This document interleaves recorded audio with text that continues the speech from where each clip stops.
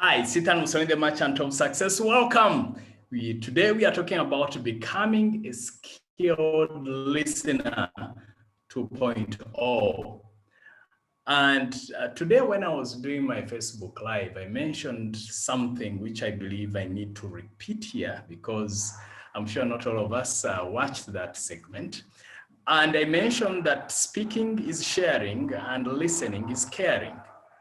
And what we know in life is that when you care, then people will care about you. When you care about what people have to say, when you care about what people have in their hearts, then they also care about what you have. The challenge is most people want to be listened to, and yet they do not listen enough. They want to be listened to keenly, and yet they do not sometimes listen keenly. So let that be the frame to say, okay, when I listen, I'm really demonstrating caring, and I have to give what I want to receive. If I was to ask all of us here who would want to be listened to, I'm sure all of us would put our hands up or would type the word yes. And what I know, part of the laws of life is you have to give what you want to receive. So if you want to be listened to, then you have to become a listener first. Okay. All right. So again, this is the framework I follow that I created. And that is, we look at the clarity, what it is and why it's important, the mindsets required, the strategies, the skill sets, and of course, the mastery. The mastery is about you embodying and owning that particular subject. So let's kick off with the clarity part about listening. I like what Anne Warfield said, that listening is the art of truly hearing what a person is trying to say, not just what is said. The best listeners are the people that hear the words and see the body language so they can capture the whole message. The one thing I would add, apart from what Anne Warfield mentioned, not only their words and the body language, but also the emotion in the words. What is the feeling in the words? Because that also, the tone, not only the words, but the tone, the feelings, and the body language. So when we talk about hearing, technically we're talking about to perceive or sound via the ear. And also listening is to concentrate on hearing something, to heed or pay attention to. And listening is with the mind, and you hear with the senses. Okay. Meaning the vibe you're getting. When we say senses, we mean the vibe, the feeling you get when you're tuning into someone's message. So why is listening important? Number one, it helps you to better sympathize with friends, family, I should also add colleagues, or any other human being you're interacting with. Listening is essential to your effectiveness as a leader, supervisor, staff, or just as an individual, as a great individual that you're aspiring to be. When we listen, you are also displaying respect for others' viewpoints, because respect is one of the best human virtues you can display. Some of you have heard me talk about my father. I never saw him disrespect any human being or disrespect other religions or tribes. He always had this knack for respecting people, always. And as such, I cannot stand people who do not respect others. And by the way, respecting other people's viewpoints, I also believe that for us who are parents and you have children who can still listen to you, I believe we can train people at this stage to do that, because sometimes I see my daughters, they are competing for my attention sometimes. So one is speaking and the other one is jumping in, and I have to remind them and say, hey, wait a second. So let's first finish and then you come in. Listening enables you to see through situations and make great decisions. Because if you're always speaking, then you do not have the gap or the space to listen. It's difficult to listen while speaking at the same time. Well, there are people who are extraordinary who could do that. I'm not one of those, definitely. And either way, you cannot be as efficient to be listening while speaking at the same time. And by the way, I don't know how this happens, but the ladies could chime in here or could chip in here. Sometimes you can find ladies, all of them speaking at the same time, and somehow everyone is following. So that's incredible ability. I don't know how they do it, but ladies, can you chip in and let me know whether that makes sense, or do you sometimes find yourself in those situations? Everyone is speaking and you're somehow following the conversation. Typically, guys, at least for guys, I've not seen us with that capacity. At least I'm not one of those. Does that happen? All right, so I'm seeing some responses. Yeah, that yes, it does. I guess it is God-given talent. Ladies are multitaskers. God made us that way. Majority of men cannot multitask. You just speak on phone and write, but ladies do. Okay, yeah. So it's an incredible gift. Okay. So having said that, even if you have that ability, as ladies, which to me I highly respect, because for me I'm not able to do that, is either way, even though you have that capacity, just know that still you would be more efficient to listen in, to do one thing, so to speak. Here are some facts for you to pay attention to, that your words only convey about 7% of what you're trying to say. And the other 90% is communicated through facial expressions, I would say body language, and the tone of your voice. So when I'm teaching public speaking, you're talking about, again, this is by research made by an American many years ago, in that words convey about 7%, tone about 38%, and body language 55%. So just remember that. The other figure to look at is that people spend 70 and 80% of their day engaged in some form of communication. And about 55% of that time is devoted to listening. So if we spend 70 to 80% of our day engaged in some form of communication, then we have to pay attention. Also that we remember 20% of what we hear 2 to 5 days later. So just take note of that also.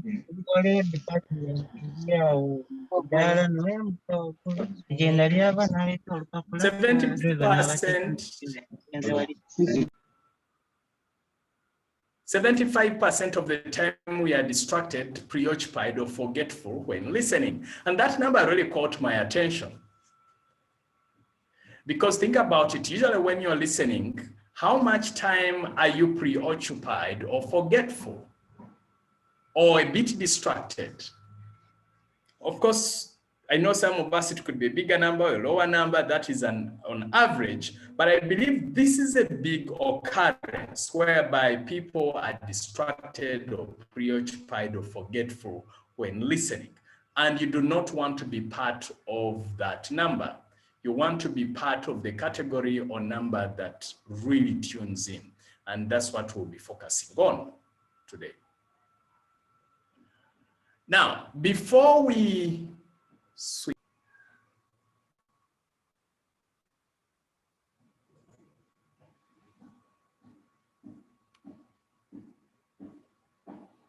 let's talk about the 4 mindsets that will enable active listening in your world. The first mindset is listening to understand, not to speak back. So the trick or the mindset, your mindset shouldn't be to listen to respond. You should be listening to understand, learn, be informed, or be persuaded, or at least be informed. But the challenge is, has it ever occurred to you that sometimes, and I'm going to pause to see, and then I want people to chip in. Has it ever occurred to you that sometimes you can be speaking And as you're speaking, this person who is presumably listening, it's like they just can't wait to state their point, to mention their point. It's like they're like, when are you finishing so that I express myself? Has that ever happened to you? Please type in the chat box if it has ever happened to you. You're speaking, and this person who should be listening, you can tell even their body language tells you, hey, I want to speak, and then the moment you finish, boom, they jump in. Sometimes they don't even wait for you to finish. Has that ever happened to any of us? Let me see. Has that ever happened to you?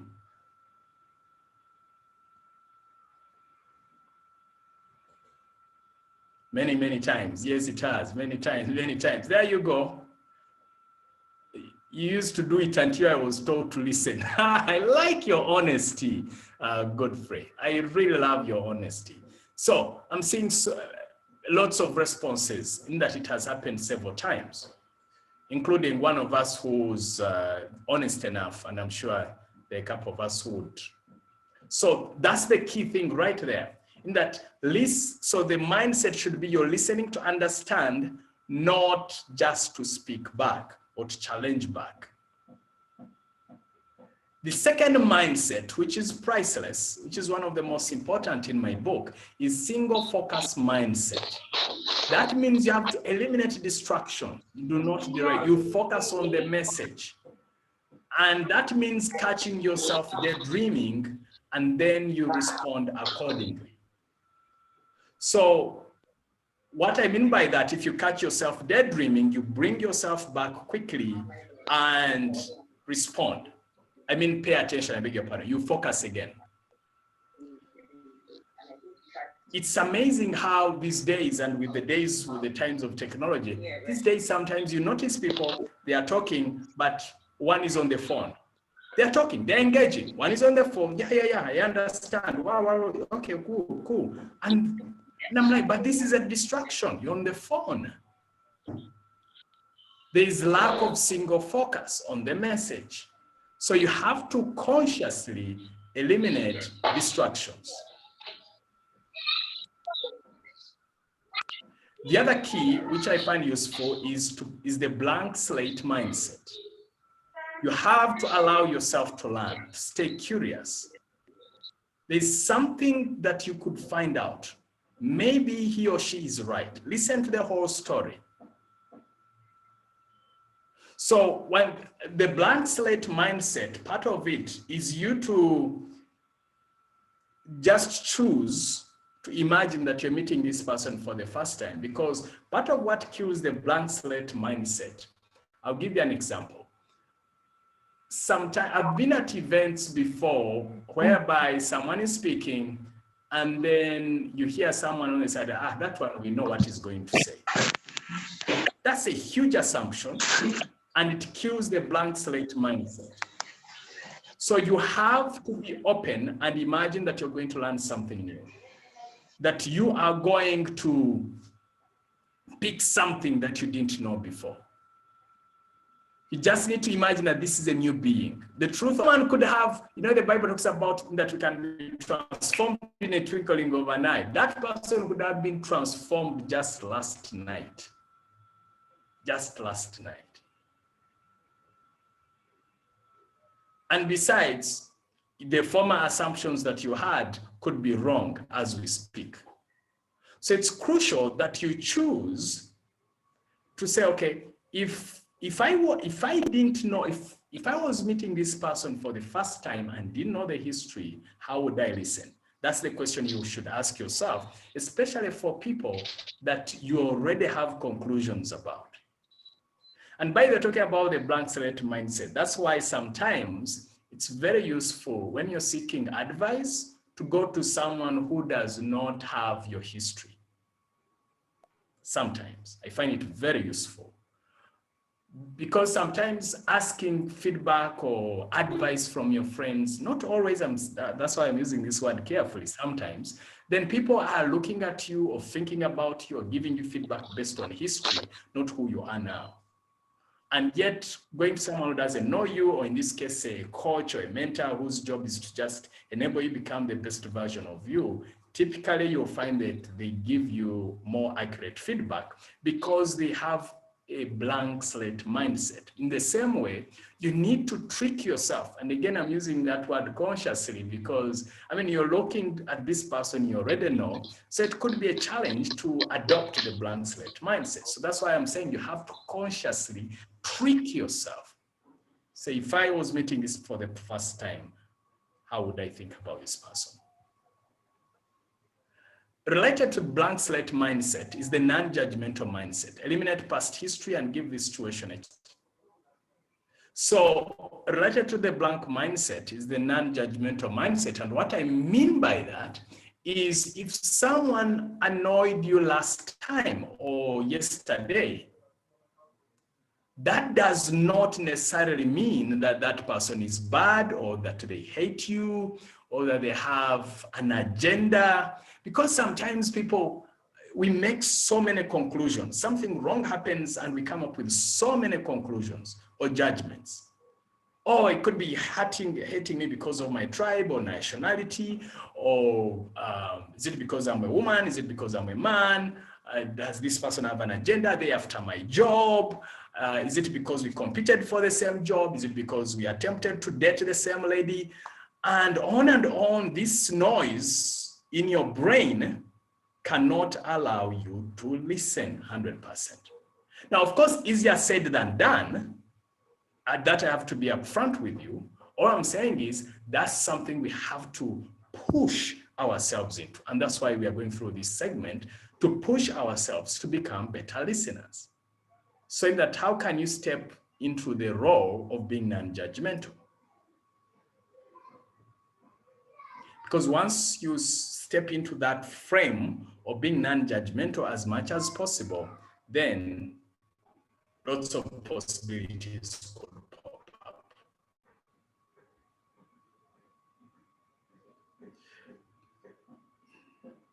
All right.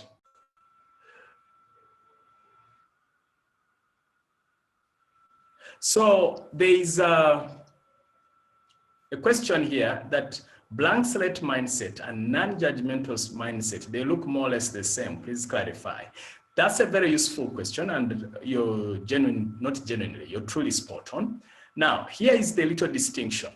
The little distinction is blank slate mindset is in terms of general terms, you might have a history about a person, not, let's say, a workmate. You've never had a big deal or a big issue with them, but you know a lot about them. So blank slate means you do your best to forget whatever has happened. Now, the non-judgmental, when we say eliminate past history and give this situation a chance, I mean in terms of that individual where you've had issues or challenges, direct conflict as an example, because that is very difficult. You've already judged this person. You've had, that's why we're just talking about give this to a healthy. And now you want to say, okay, you just never know. This could be different. So that's the little distinction. So the first one is in general terms. The non-judgmental one is in terms of, how do you call it? Okay, so I was looking at another question here, so it made it different. Yeah, so the non-judgmental mindset is based on where you've had a negative history with a person, something which was not healthy or helpful. And while the blank slate, it's not like you've had anything very personal and intense, but you know this person. That's what I meant. Justin, please go ahead and type in the chat box if, okay, Justin says I get the difference. All right. Now, some of you are seeing me laughing and you're wondering, what am I laughing about? Well, you don't need a reason to laugh. If you can laugh, laugh. I just felt like laughing. Laughing is one of the things I love. All right, let's talk about 6 strategies for active listening. Not active laughing, but active listening. Strategy number 1 is your body language. And when we talk about body language, we mean control, keep eye contact, nod, congruent facial expressions, limited body movement.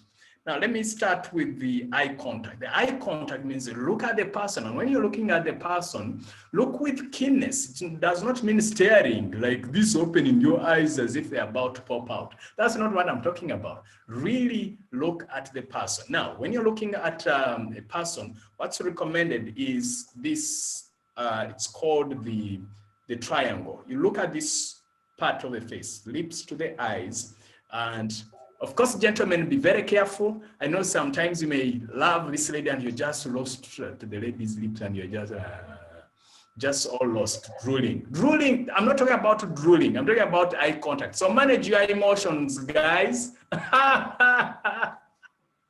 All right? Pretend as if everything is okay, all right? Then the other one is nodding. You're like, okay, all right, that makes sense. Okay. Then the sounds also. I like using sounds also. Oh, wow, interesting. Oh, I didn't know that. Oh, that's okay. Congruent facial expressions, meaning if you're happy, smile, all right? Limited body movement. If you're constantly moving and fidgeting, also, I would also add, please relax. Once you become tense, the person communicating to you will also become tense. So relax, limit your body movements. If you're all over the place, then the person will imagine that you're fidgeting, and then most likely they will also get a little fidgety if they are not very confident in themselves. Then the other thing, is when you're listening, part of the strategy is to listen to the feelings. You listen to what is unsaid. And this is now where you separate yourself from the crowd. Because, and my wife is brilliant at this, because sometimes you say, but did you see this? And sometimes there are things that she's able to pick that I'm not able to pick.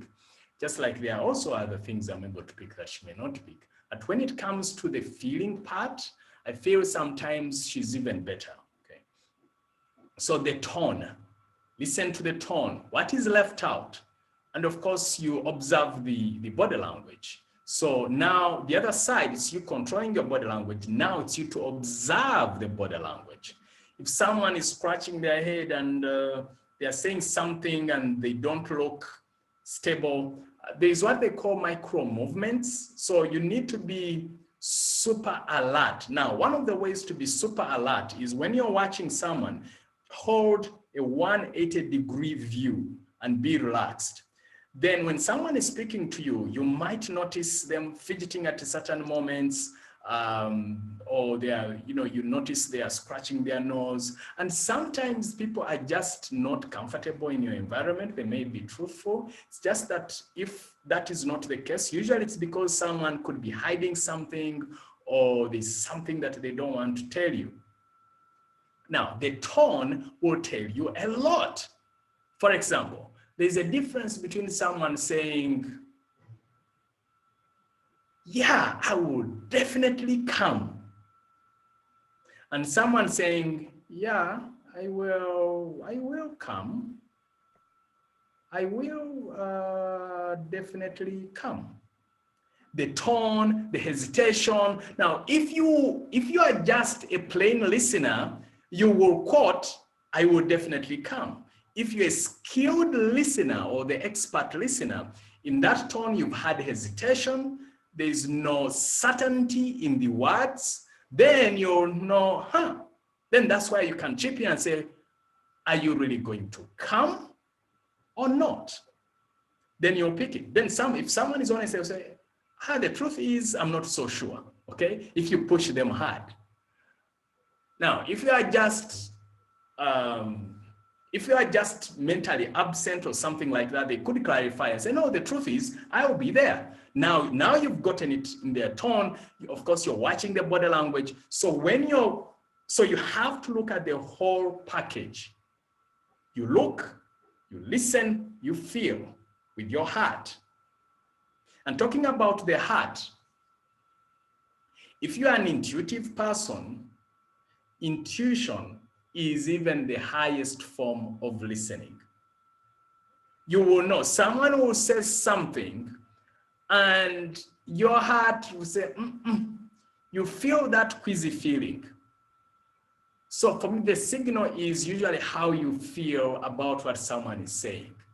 If someone is genuine, you feel at peace, you feel there is a certain sense of peace. The moment you feel a queasiness, a sense of discomfort, typically, personally, that's a signal that I need to walk away or say no to whatever is being said. So if I was to rank listening, intuitive listening is the highest form of listening. And that's a muscle you can develop over time. The catalyst. What you do is you paraphrase to ensure that you understood. Ask open-ended questions, probe gently, clarify. So when we say paraphrasing, you say, so just to make sure I'm hearing you correctly. So you're saying that we should come to office tomorrow with our notebooks by 9 a.m. Is that correct? So now there you're clarifying. When you say ask open-ended questions, say, okay, so when you say, so what do you mean when you say that we need to put more effort? Okay. So I'm just asking to understand, because again, here listening is not just about hearing the words, it's also understanding that clarity. When we talk about probing gently, the tonation and the words you use will determine whether someone is open to give you more information or not. So when we're talking about feedback, I gave you words like curious. So one of the words I like is kindly. I learned that from my good friend, Fred Javida Chaka. Many years ago, I believe it was 2007, I had him say, would you kindly, and I was like, kindly? I was like, wow, what a beautiful word. So one of the best words you can use in probing is kindly. Would you kindly let me know what you mean by this? Would you kindly, clarify this other point?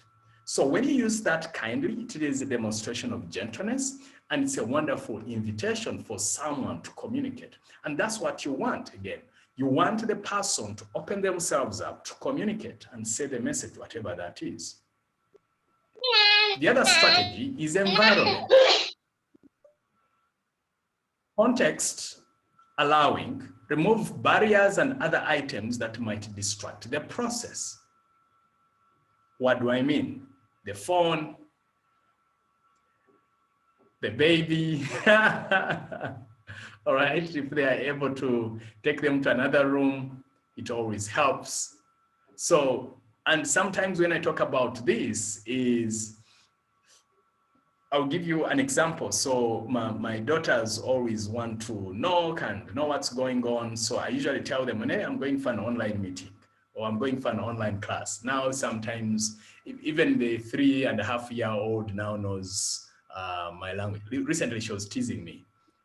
I'm Ethan Musolini from Success Africa. So they always want to engage with me. So that means the environment, if I'm to engage, if I'm going to be on the phone, for example, I will make sure I will request them that, hey, I'm going for either an online meeting or I have a phone call to make or something like that, so they give me the space. Now, also I've found, I'll give you an example. I've found, for example, if I find that when I take her out and we are chilling out in a quieter environment where there is nature, the conversation, I guarantee you, always goes much, much better in a different environment than when it's home. So environment always matters. So it might mean if you have a staff member you need to talk to, might mean rather than meeting in the dining area, you meet them in your office or in the gardens or even meet outside office space, because the environment is going to influence how people are listening. So you need to ask yourself, is this environment helpful for the goal that I have? Okay, let's continue. Next, the patient expert. The patient expert means you do not interrupt, you allow someone to speak. Now, there are those moments whereby You know, for example, that someone has not understood your question, or someone is misinterpreting the situation and they are going on a different tangent, and you know, there's limited time and you have the opportunity and the context allows. When I say context, it could be that you have a good relationship or you're the leader, whatever it is. You could say, please pardon my interruption, or sorry to interrupt here. The question really is blank, blank, blank. In that context, it's okay, so long as, of course, you apologize coming in. I apologize for interrupting once again. And what the issue was really, the answer that we are really looking for is in line with this. Would you kindly focus on that area? So as much as possible, over 90% of the time, no need to interrupt. And there are those few moments, which is typically less than 5% of the time, then you can interrupt so long as context calls for it, and you apologize for it as you are interrupting.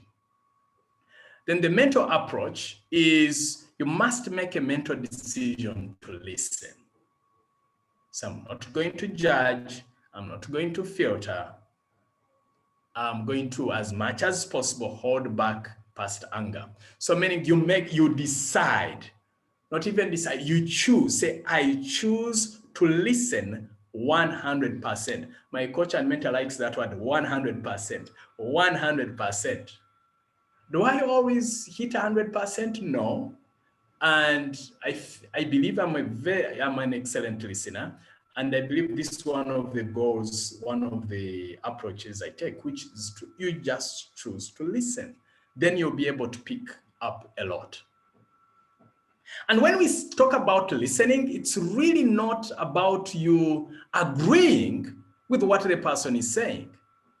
When we say listening effectively, it's really giving the person the space. If I were you, I would actually use the word space. Write down the word space. You give the person space to feel like they are heard, listened to, respected, honored. And then when you're to communicate back, then you can communicate, whether you agree with them or do not agree with them. I remember there is someone who used to work with us at Success Africa, and you know, that was one of the best compliments he gave me. He said, look, I can tell that, you know, even when you're disagreeing with me, I like the fact that you at least first listen to me fully. And unlike so and so there was someone else that person felt was not listening to him fully. And that's one of the best compliments that you can receive from a human being, is that you listen, you give them the space, and you respect them. That's one of the biggest compliments that you can receive. All right.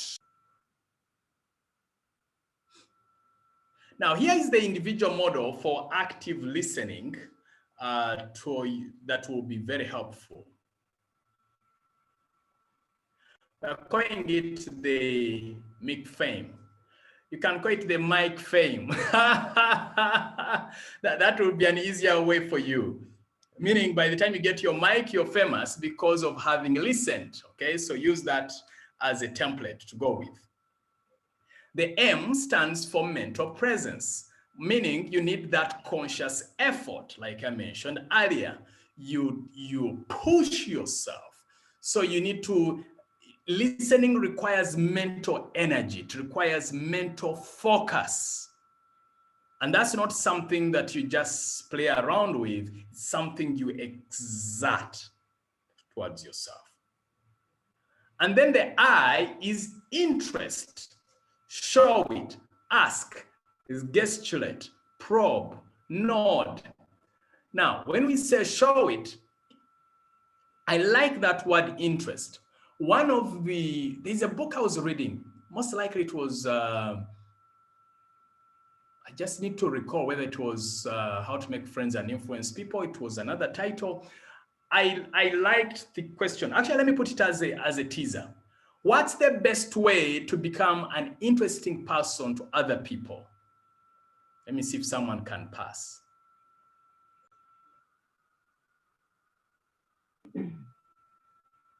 Now, the good news is most of you got it right. The best way to be an interesting person is you have to show interest first. If you're interested in people, then guess what? They will judge and gauge and say and conclude that you are an interesting person. It's not just about you being self-absorbed. You should be fully absorbed into the other person's world, show interest in their world, then they will conclude that you're an interesting person. Yeah, so that's what I remember reading, and it made so much sense. People aim to be interesting. No, do not aim to be interesting. Aim to be interested in other people. Then you automatically be an interesting individual. Okay. So that's why it is. And one of those ways, of course, is to ask questions. Node, probe. Okay.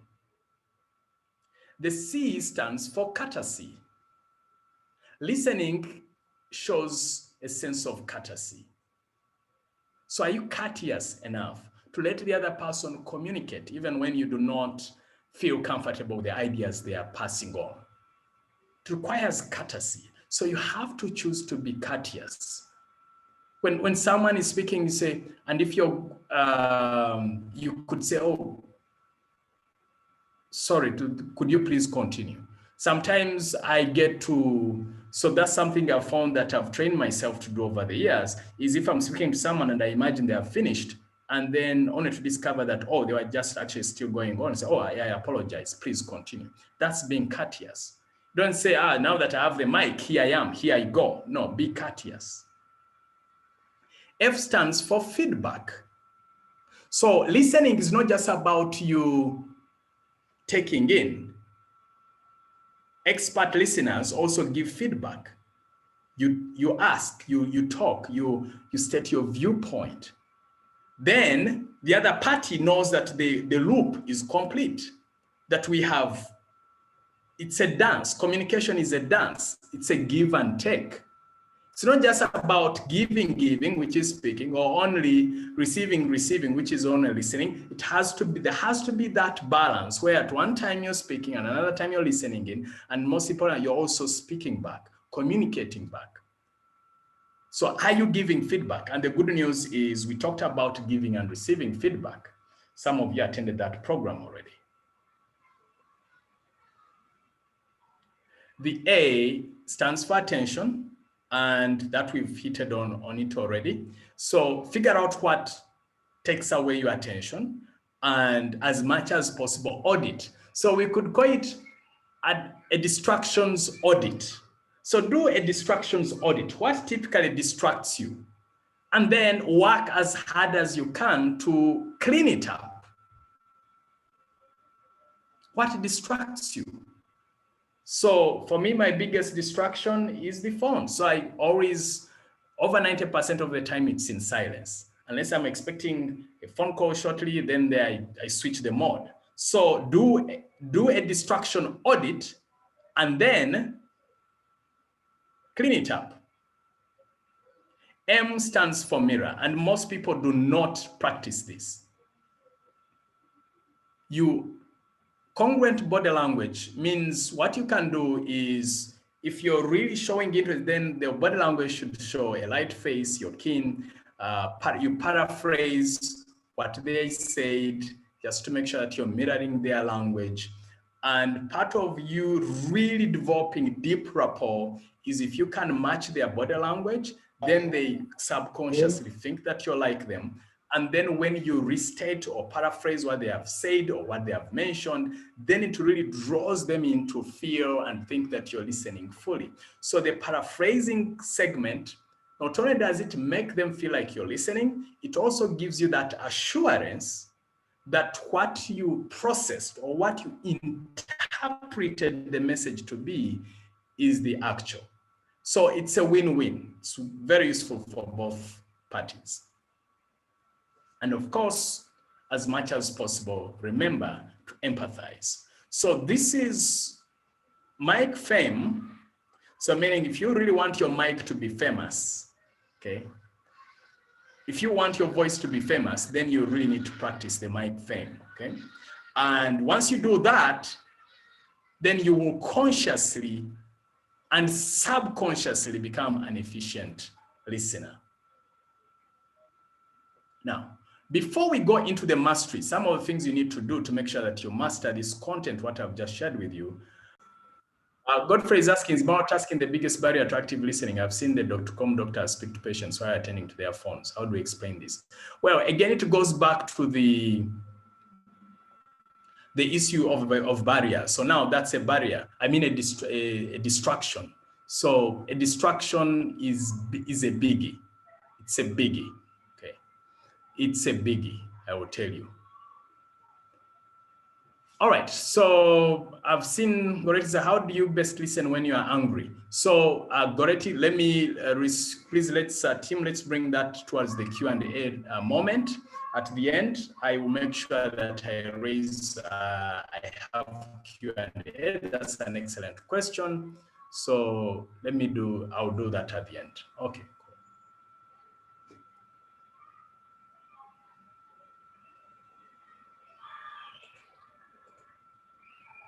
All right, so let's switch to the mastery. How do you then master this content, these learnings? Number one, you need to list goals in the area of active listening. What do you need to pay attention to, or what's your goal? It could mean that for you, based on what we've expounded, what we have exposed here, is you might discover that your job or your biggest goal has to be around not interrupting people. Some of us, it could mean that you need to have a clean slate. Some of us, it could mean that you need to paraphrase things. So you need to figure out what your goal is to become an active listener, such that then it's clear in your head. You know, there's what they call a reticular activating system in your brain, in that your brain will always sort out that which you've told it to look out for. It's just like going to a supermarket. Just imagine if you went to a supermarket and say, oh, you just want to buy something. Now, you might move around forever. But if you go to a supermarket and say, no, I'm going to buy milk, then your eyes will sort out quickly and find where the milk is. So in the same way, you need to specify the things that your brain needs to start looking out for. Then once you've clarified those goals, share those goals with someone who can hold you accountable. Say, you know what? I usually interrupt people when they are going to speak. So next time you see me do that, either no, and I'm sitting next to you, either if I'm sitting next to you, please pinch me. If I am, if you're just in the general meeting, just give me that eye. Just give me a bad eye or something, or wink at me or something like that. Then I will know. Then implement the M.I.C-F.A.M.E model of listening, which I've just shared with you. And I'm going to flash it again for you to have a look. And ask your colleagues to give you feedback. So what you can do is to ask your work colleagues or your friends, on a scale of 1 to 10, how do you rate my listening skills? Where 10 I'm world class and 1 I'm just way, way at the bottom. How do you rank me? Most likely they may not give you a 10. So then the following question would be, okay, what do you feel I need to do to be at a level 10 when it comes to listening?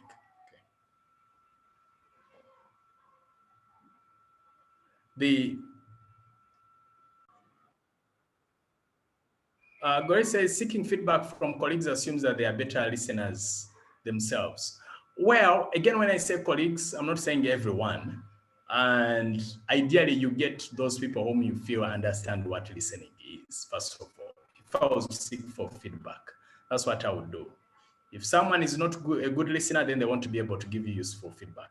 Olivia says, I need clarity on the goal setting area, please. Okay. So, Olivia, that's a good question. So when I say goals, or list goals in the area of active listening, this is what I mean.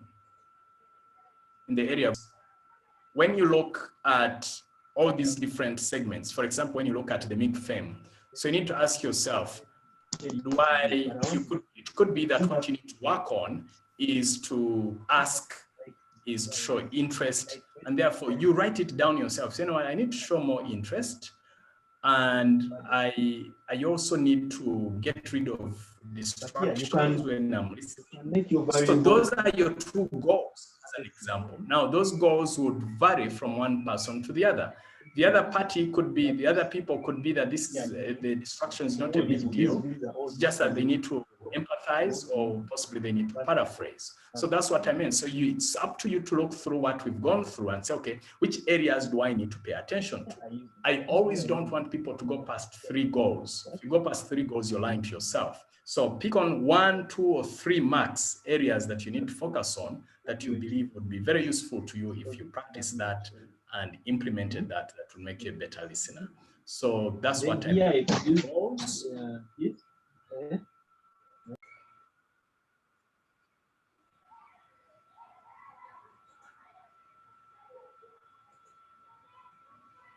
So there is a question around the mirror segment. So the mirror, this is from another science called neuro-linguistic programming, in that when we mirror people's body language, they feel more comfortable and we develop more rapport. So what I mean by that, if someone is leaning in, you wait a little bit, and then you also lean in a bit, or when someone is communicating to you. Because part of you really tuning in, when you position yourself and your body language is like the other party's body language, then you really get to know what is going on in their world. Now you're able to listen at a feelings level. So that's what we mean by you mirroring their body language. So you mimic, okay, their body language as much as possible. It doesn't have to be 100%, but when you get close, 2 things happen. Typically, you will develop more rapport. Number 2, you will get a good feel of what is going on in their world. Hence, you are able to understand them at a deeper level. And then to paraphrase, you want to mirror their language. And when you mirror someone's language, they also feel listened to. And then number 2, of course, you're also able to understand at a deeper level. So when you go to your breakout rooms, this is what you're going to be discussing. If you're watching the recording, you can just pause and discuss this. Of course, what you're going to discuss or share is, what did you find most useful in this presentation? And how are you going to implement the lessons moving forward in your life and career stroke business? So that's what you're going to discuss and reflect upon.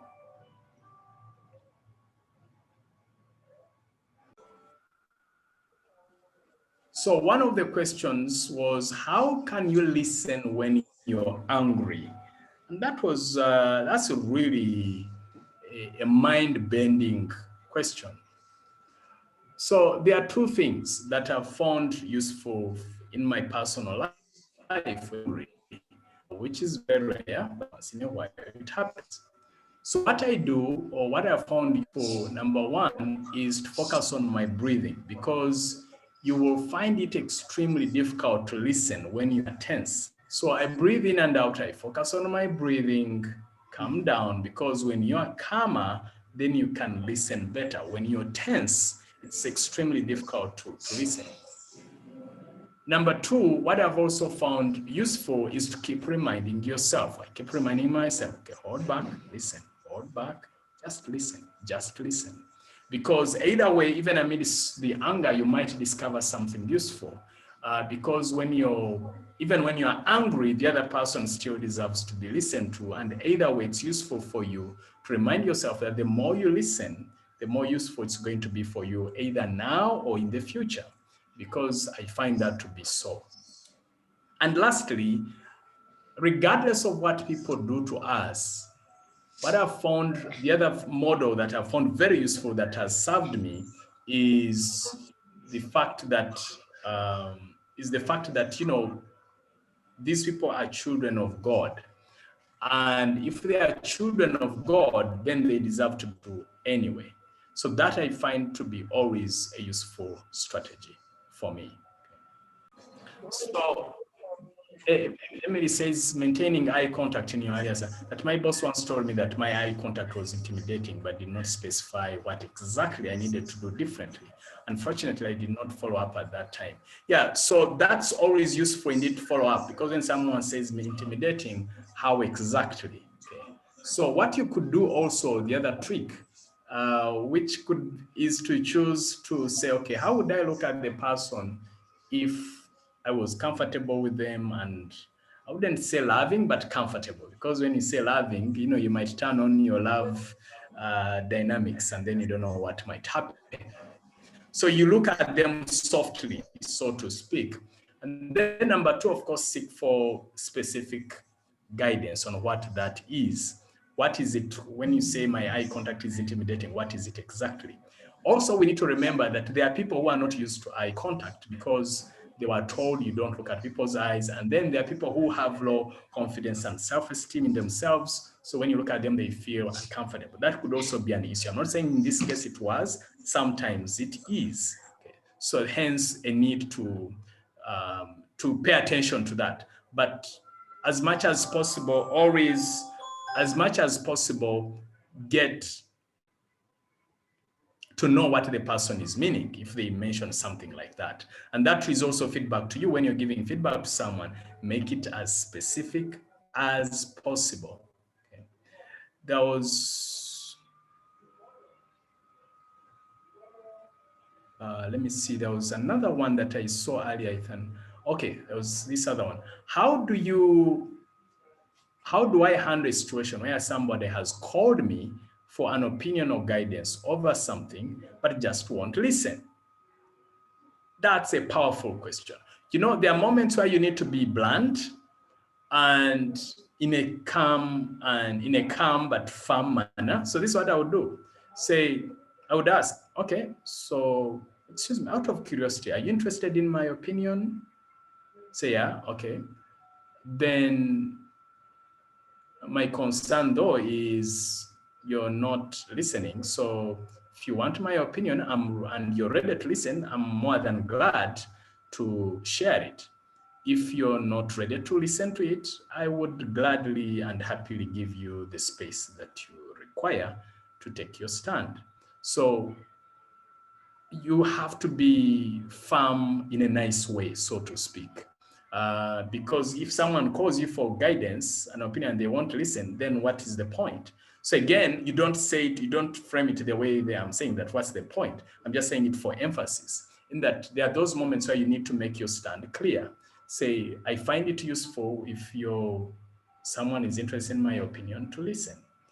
And if you're not interested to listen, I'm also happy with that. I'm happy to walk away and give you the space, and you keep the decision that you had thought about. Yeah, you frame it that way in a nice but firm manner. Dorothy says we'll become expert listeners with the M.I.C-F.A.M.E acronym. Thank you for contributions, Emmanuel and Christine. Okay. Emmanuel says, I learned a lot from my colleagues. The breakout rooms are pretty amazing. I'm glad, Emmanuel, that you're saying that, because that's part of my dream, that we can really learn even at a deeper level in the breakout rooms. You got to understand that a listening skill can be developed, and it's very important to be an active listener. Yes, it is a skill. It's a muscle you develop. How can one deal with or avoid being prejudiced against a colleague as a result of stories from other colleagues? Yeah, so you need to remind yourself, Gilbert, that, you know what, I choose to look at this person with the eye of a clean slate, with the mind of a clean slate, because then you have to be careful indeed. And also, for some of us, in case you practice that, please beware that people, when they join, say, oh, be careful with that person, that one, they start spreading rumors. Remember, people's opinions are not always accurate. So that's what I would also remind myself, Gilbert. Just say, you know what, let me find out for myself what the actual truth is. And when you're listening with a clean mind. Grace says, thanks for the clarity, Ethan. That was Dorothy. Okay, great. Okay, that was Dorothy. Okay, great. Can you give tips on how shy people can maintain eye contact? That's a great question. I would say we will be handling a topic on confidence. So I'll go deeper on that. What I would say is, what I usually advise people is, when you're looking at the person, even if you're feeling queasy in your stomach, pretend that all is well. And keep telling yourself, it's okay to keep eye contact. It's okay to keep eye contact. And just keep it. Even when you're shaking, just keep it. Then over time, your body will get used to keep that eye contact. And it's usually the shyness comes in because of certain programs we have, which I'm going to tackle a little deeper under confidence, under the confidence segment. So be on the lookout for that. It's on the way. All right. So let me